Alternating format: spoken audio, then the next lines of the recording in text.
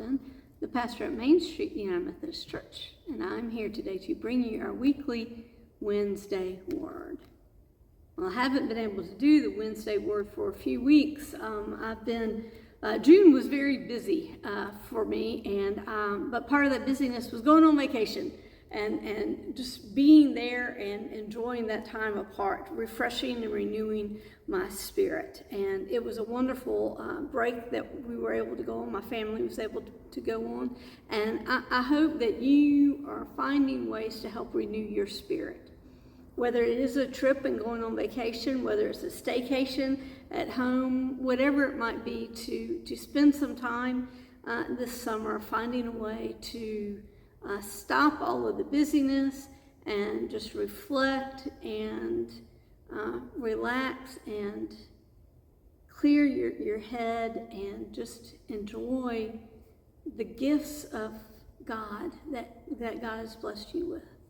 And then you are refreshed and renewed then to share those gifts out in the world, and you have been replenished to have the energy and the strength that you need to go about doing that. So I wanted to share with you, we're moving into a new worship series.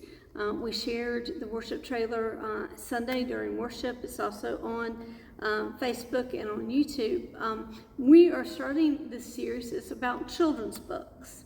And I just think that books that were written for children have some wonderful truths in them.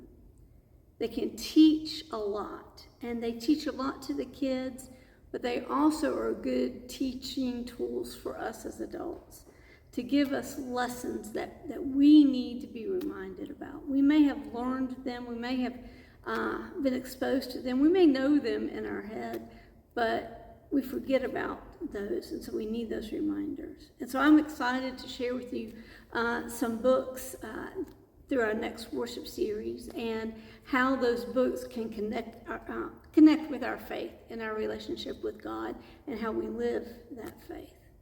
So today I wanted to lift up 3 books. These books are not books that are going to be a part of that worship series, but they're 3 of the children's books in my children's book library that I treasure and like to share with little ones. The first is Alexander and the Terrible, Horrible, No Good, Very Bad Day. Now, I have referred to this in the past, in messages in the past, and it is a wonderful book when you're having just a really terrible, horrible, no good, very bad day, to read this to help you understand and connect and know that you're not alone. We all have those bad days, and that there are days that are going to get better. So when my boys were growing up and either one of them or myself was having a bad day, we turned to this book a lot and read it to remind us and just help us to stop and slow down and to think, yeah, it's okay. The days will get better. The next book is Does God Know How to Tie Shoes?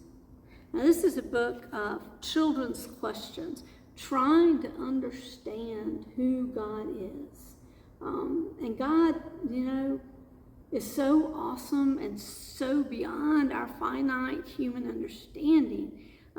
Even as adults, we struggle with knowing completely who God is and how we are connected to God, what that relationship is like. So this book, Does God Know How to Tie Shoes?, helps address some of those questions and lets us know that asking those questions is totally okay. It's totally all right. And then the last one is In God's Name. This is by Sandy Eansburg Sasso.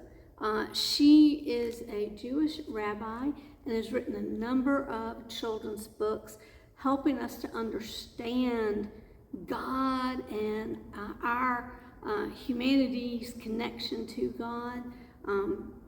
I just find her to be a very powerful writer, have lots of good stories. This is one of the first ones that I got from her, and it's all the different names that people have for God, how we can call God so many different names, and each of those names identifies just one aspect, one component of who God is, because God is just so awesome that our limited vocabulary, even the vocabulary of many, many different languages, still limits God. And God's name is something that we are still trying to find a way to really identify the fullness of who God is. So those are 3 books that I really enjoy. We're going to be looking at 4 other books during this series. I hope that you will come and enjoy maybe remembering or connecting back to your childhood. I hope that you'll find a way that these books will connect with who you are as an adult and who you are in relationship to God through these books. I'm looking forward to it. I'm excited about doing this. I hope you will be as well. I look forward to seeing you either this Sunday in person at 10:30 or worshiping with you online. Have a great rest of your week.